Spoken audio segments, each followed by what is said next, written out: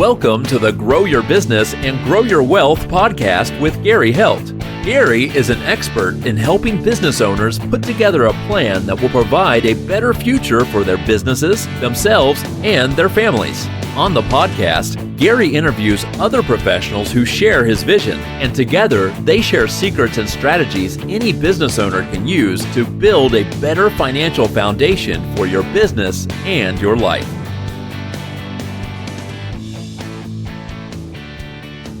Hey, welcome back to the podcast. This week, my guest is G.A. Pimpleton, and he is a financial strategist, wealth management advisor, and founding partner of Accudo Capital Investment, where he has helped entrepreneurs, families, and businesses build long-term financial growth through investment strategy, restructuring, and capital solutions, with expertise spanning private equity, alternative investments, business funding, and wealth management. GA is known for simplifying complex financial concepts and helping business owners position themselves for sustainable success. Welcome, GA. Well, it is good to be here, Gary. It is really good, man. It's good to talk to a CPA that's not 25. Yeah. It's been here a while, man. A little long in the tooth.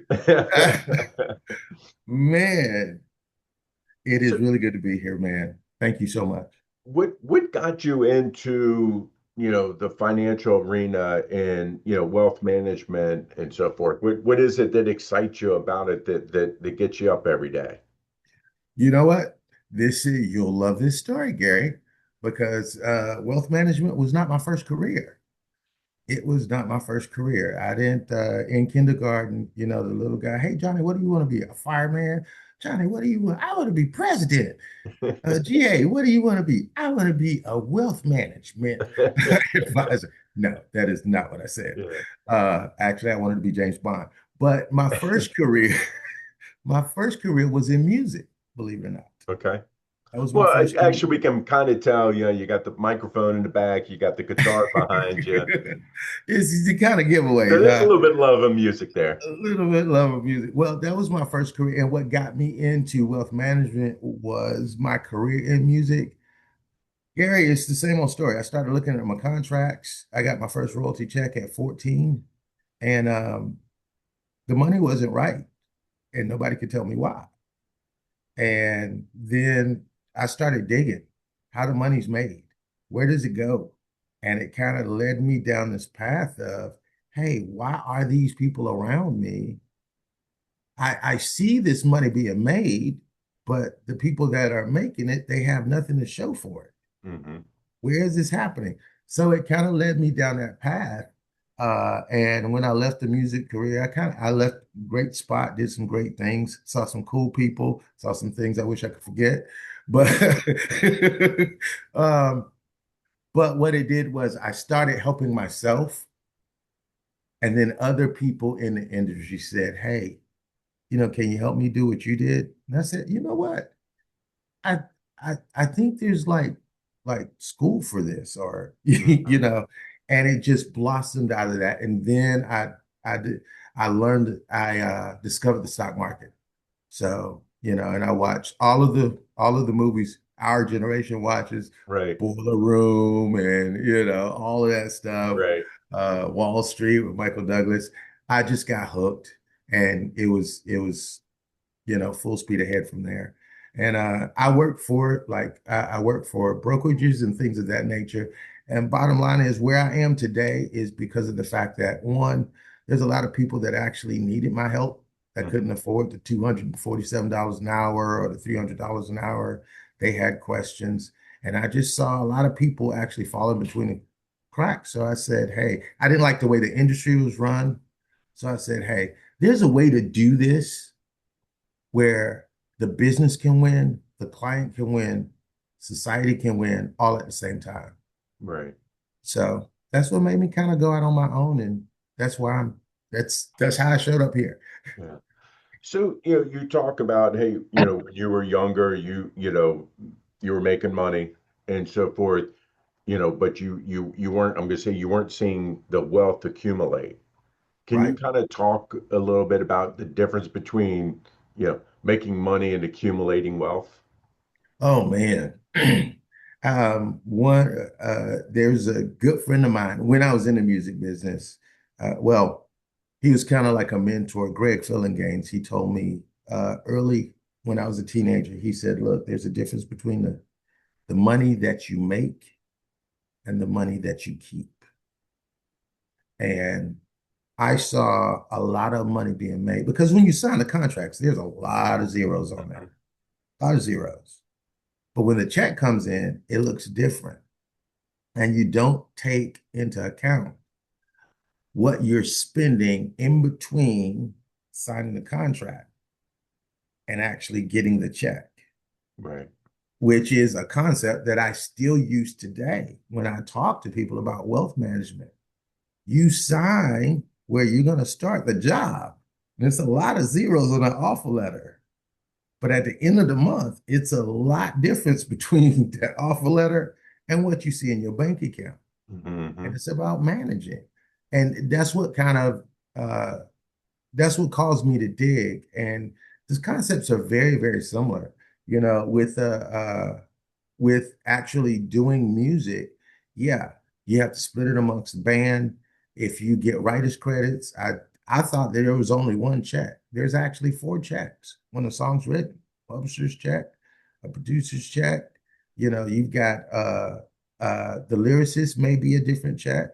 The artist check. That's 100 credits split a lot of different ways. It's just like a normal everyday American. Yeah, you're getting that uh, three, four, $5,000 a month. But then you have to take into account that you're spending $300 a month at Starbucks. That sneaks up on you. All of those that splits off, and it's managing the details that makes the difference between what you make and what you keep. Right. Right. Um, in helping people go through this and trying to help them build generational wealth. Hmm. Many times it is, I'm going to say something that's defined in someone's life at some point that they kind of make that turn. It's like, okay, now I'm really making money. And you talk about, music and stuff like that, then you kind of, I'm going to say you have the hanger-ons that Hmm. are coming around and stuff, but you need to do this for yourself, like you said, but then you're also doing it for your family. How do you help people make that turn, and help them then, you know, teach their family to be able to get this to start growing, but then keep going for generations? I have a couple things that I'm blessed with, um, that helps me convey that story and to help people understand it. One, my mother's a pastor, a preacher, and my dad's a preacher. So I Okay. grew up hearing a lot of parables.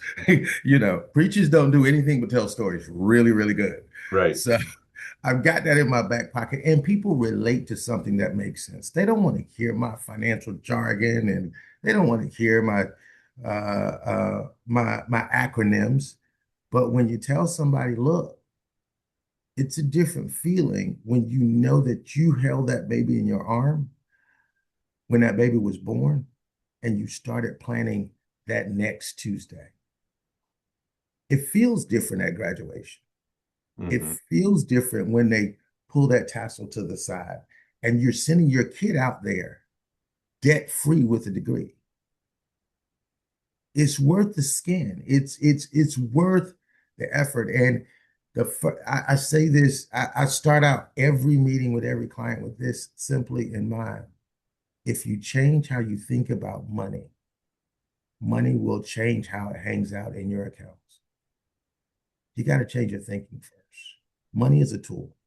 And to pass it to pass it down generationally, you have to teach the people, your children, your family, the people that you care about, that this is not personal validation. This doesn't make you think better about yourself.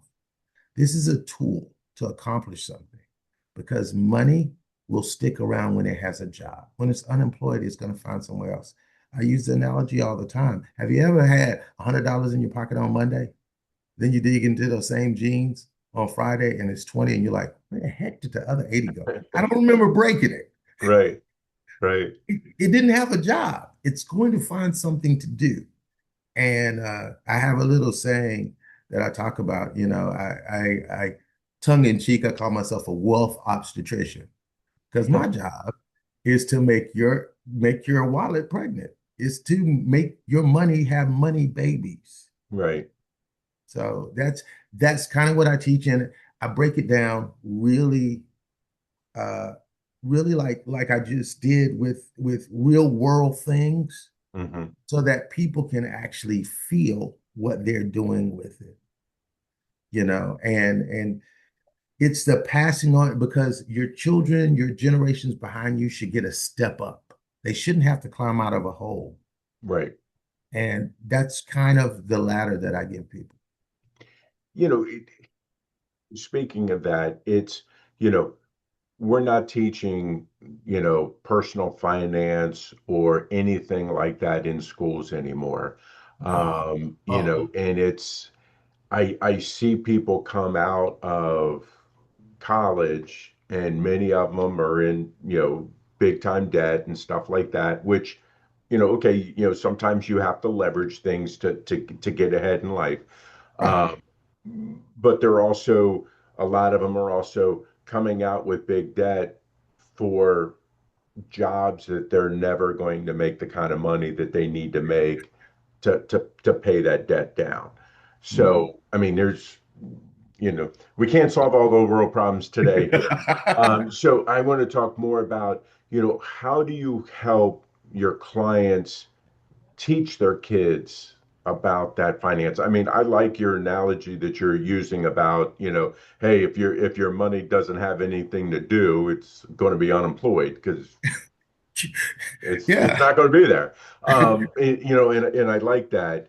Um, but how are you helping that next generation, those kids, be able to, or help the parents be able to teach the kids?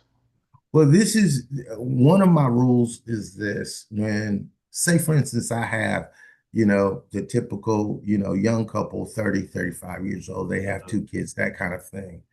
One of the things that I do is I actually talk to the parents. And after the first or second meeting, I said, let's bring your kids in this conversation. I want the kids to actually hear what we're talking about. Right. And I talk absolutely to the kids. And I encourage parents, one, if say for instance, we have an investment plan, long-term investment plan. I want the kids to know this is what mom and dad is doing for you. I know it doesn't matter right now because you want to get back to roadblocks. Sorry that Yeah. I, but, and what I do is encourage the parents a couple of different things.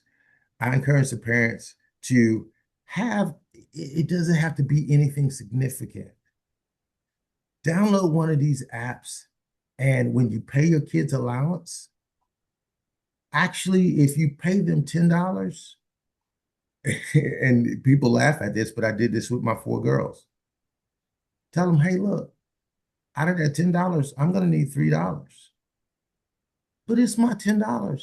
I you got to pay taxes. Hmm.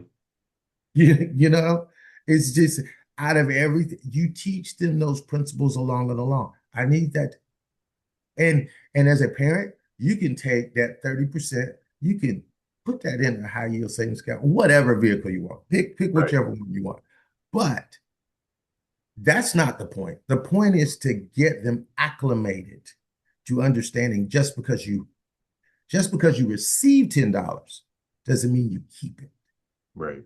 And then one of the principles I say, with that $7 that are left, now this is what we can do. You can spend the $7, or if you hold on to that $7, the next time you get allowance, I'll actually add $2 to it. That's 20% interest. Right. You see, it's those little lessons. When you start that at 5, 6, 7, 8, 9, 10, they understand those concepts. It's part of the package of literally as you educate the parents, you give the parents the tools to educate the kids. Hmm. And they see those rewards right away. Right. Because as you so aptly mentioned, they they don't have anything in school anymore. At No. least we had, they taught us how to fill out a checkbook in Right. school or so. I mean, there's like nothing there. Yeah. Yeah. So I feel that that's again, it's part of our vision statement is to educate, empower, and enlighten. And when I take on a client, I take on all of their liabilities as well. They need those tools. So that's kind of how we do that. We do actually um, we do kind of have a program with we partner with another business that actually teaches kids about the stock market and give them demo accounts to trade Mhm. and learn that type of thing. I think that's important too, Yeah. uh, because they don't grow up and ask me at a bar, "Hey, should I buy Bitcoin?" Yeah. They don't turn into those people. Yeah. I mean, because if we are to do this, especially with our teenagers and stuff like that, then at some point in time they should see financial freedom. And Yes. so much of it, it's not happening, and they're not going to see it, and everybody, um, because of what's going on in society and everything else, everybody has to have instant gratification. And, you know, people are, especially with the credit cards and everything else, people are using them. And it's just like, they're constantly trying to dig out. And it's like, oh, I got to make more. I got to make more. It's like, well, yeah, you got to make more, but you also got to spend less. And it's like, so many people are living way above their means, and I just think it's one of those things where it's like, you got to go from both sides. You can't just dig from one side because everything's going to collapse if you do. So if I tell business owners all the time, it's like, don't just work on cutting costs because, at some point in time you can't cut anymore. So, look at, hey, let's raise our sales. How can we raise sales and how can we control costs? I don't want to cut them all. I want to control them because if you have expenses that are helping you generate income, man, I want to keep doing that. So, just what you're talking about, that 20% interest, it's like, yeah, it's going to be hard to find 20% interest Yeah. consistently. But the point being that if you're able to continue just the simple compounding of interest Hmm. from a young age through, I talk all the time with clients about, if their kids are working, do they have a Roth IRA set up? Because if you're setting that up for them or helping them set it up when they're 16, 17, 18, and they are contributing now, when they graduate high school and get a job, or graduate college and get a job, they're used to putting money away already. So at that point, and you just help them. It's like I always try to talk with with younger clients about, hey, when you're starting out and then you get that raise, take a part of that raise and put more of it towards your retirement accounts, or other savings accounts. It doesn't necessarily have to be in a retirement account, but another savings account, because you don't have that money yet. You're not used to it. So it's not like, hey, I'm pulling from what I'm already spending. This is all new stuff. So every time you get that increase, if you're putting, a same percentage away, then you're never going to miss it. And I just think we need to talk more and educate more, especially our the younger generations, Right. so they're not getting so far behind, because again, if you look at, the national debt, but also our society's consumer debt, it's out of control. It's off the rails. And one of the things that I talk to younger people about is what they conceptually see their money doing. Like when they get that raise, I have younger people come to me and they get that raise and says, "Hey, you help mom and dad, so you're our family's guy. Everybody's got to have a Yeah, go. yeah, You yeah, know, yeah. so you're mom and dad's guy, so you're our guy too." And I say, "Hey, you got that raise. Fantastic, awesome job. But this is what I want you to think about, and this is what I love about forecasting." Hmm. Is I tell them, now look, this raise, if you don't change your lifestyle, this actually decreases the amount of years it takes before you retire. Do you want to actually get that new car, or do you want to retire 5 years earlier? Which one is more important to you? Right. And I consistently drive that point home. When you make more, if you find a level of living, a level of living, and of course, the cost of living that fluctuates, but not too drastically. It's a slow climb. Right. If you stay right there, and as you make more money, you're retiring earlier and earlier and earlier and earlier. And the quicker or the earlier that we can train our children to think that way, deferred gratification. I wish my license tag said it. Wish I Oh, had, yeah. because it is one of the symptomatic sicknesses that we just have in society today. People don't know what it is, and they don't. They're allergic to it, and that's one of the things that I really try to get them to understand is the goal is to have more life, Yeah. because it's not about how much money you have. It's about the life that you live. Money is just a tool to Hmm. finance your dreams. Yeah. Now, how long can you live your dreams? And how long is it before you live it? That's what this whole thing is about. And um, my oldest daughter, she's 33. She says she did, when people ask her, "Well, what does your dad do?" He says, "Oh, he's in dream management."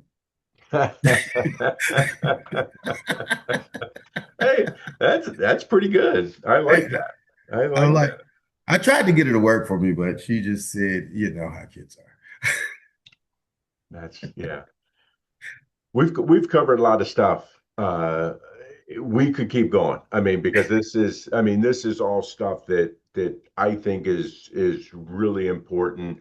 When we're really looking at what debt people have, and what's going on in the economy, what's going on in society, and everybody being so dependent on other things instead of themselves. And I think that that's a big change that we need to make, is where people are not dependent on others, but relying on themselves with it.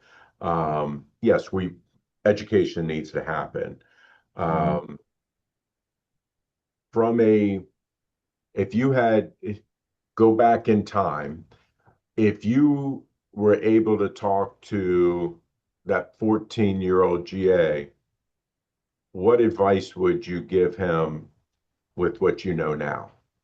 Get a team, get a team, get a team. That costs me untold amounts of money. You need, and this is what I lay out to business owners. You need a wealth manager, Hmm. but your wealth manager is not a tax professional. You need a CPA. You don't need them doing the same job. Right, You need a good lawyer, attorney. They don't do the same thing. right. And one of the hard lessons that I've learned, and you've been around, especially with running a business, you need those people that are, I don't want to say sympathetic, but understand your industry, Hmm. because it is nuanced. The tax code, the way legislation is, they need to be able to identify the doors that are specifically open for you and your industry and what that looks like. and how that strategy plan works. I would tell me to get a team of trusted professionals. Right. Get that team because literally I lost millions of dollars because I didn't have the right people in place. And I'm from the South, Gary, and I say this more often. Your uncle is not a professional. Yeah. Grandma, I love her to death. Love grandma. Grandma makes amazing sweet potato pies. She is not a professional. Right. Right. So, what questions have I not asked you you wish I had? Um, Probably one of the things that is the question that people ask but don't ask of how do I make this economy hurt less? Mm, Because that's the question they want to ask, but they don't know how to ask it. right. And if there's one thing that I could share with people, it's this: the economy is not your problem. It's really not. It's it's your level of consumerism that is. You have not actually identified how to make this economy work for you. It's working for somebody, Gary. Yeah. It's working for some people. Yep. And it's not just the people that have loads of money. I'm a historical buff. I watch a lot of documentaries. I tell people there are two groups of people in every economic upheaval. It's the people that went in middle income or middle class and came out on the wealthy class. And then there's people that went in wealthy and came out middle income or poor. It has nothing to do with who they know. It has everything to do with the strategies and how they set themselves up leading into that. There's people that came out of 2008 Hmm. rolling in it, Right. and they were not rolling in it before. And when I sit down with people, my job is to find out what you have, what your plans are, the life that you want to live, and be the GPS to get you there through the doors that already exist. The I say time and time again, the legislations like we were talking before about, the big beautiful bill. There's gold in them there Yep. hills. Yep. You just need to know how to make it work for you. That 100% depreciation is a life-changing thing. But if you don't know it's there and you don't know how to actually set yourself up to take advantage of it, it's, Yeah. you know, rich people got richer. Yep. Yeah. I mean, well, I should say that's what a lot of people, think is that everything with the big beautiful bill was meant for the rich, and it's like, obviously there were income caps on everything, but that bonus depreciation is something that business owners, if they used it properly, definitely help them out a lot. Exactly. And that's probably the biggest question that people never ask but really want to ask. How do I help this? How do I maneuver in this type of economy? Um, I'm not Nostradamus, so they often ask me, how long is this going to last? Well, I'm sorry, that's Yeah. between you and Jesus. I can't answer those questions. I don't know that, but I Right. can tell you how to make this hurt less. I mean, there's so many provisions. If you're a business owner, I mean, everything from um, everything from setting your structure differently, from actually, like I was talking about teaching your children, have your children work for you after school, the Yeah. summers. There's Yep. benefits to that on a lot of different levels. There's benefits on how you structure your assets, the things that you have. There's provisions on small stuff like home office. You know all of this stuff, Mhm. Gary. There's so many opportunities. So yeah, that's the question that I would say. Yeah. Great. So, GA, if people like what they hear, they want to reach out to you, they want to find you, they want to learn more about you, how can they find you? Well, I'm not really hard to find because there's only 240 people in the world with my last name. There you go. So less than 240 people in the world with my last name, Pimpleton. So that's easy. You can reach me at Accudo Capital inv.com. That's ACCUDO Capital inv.com. You can reach me there. You can also reach me at the Pimpleton.agency. I'm in, much to my children's chagrin, I'm on all the social medias like that. You're too old, get off of that. But I'm on I'm on the Facebook and and Instagram and X, Twitter, on Substack. I have a podcast that I do. Retirement Ain't for the Weak.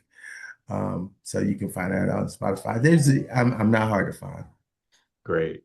GA, I really appreciate your time and really enjoyed our conversation today. Well, you know what, Gary? I'll say this again, man. I'm so glad to have met you. Trust me, I'm sending people to you. I am not the CPA. Go Right, see Gary. right. I appreciate that. All right, guys, this week our guest was GA Pimpleton, and he is the founding partner of Accudo Capital Investment, and I'll see you guys next week.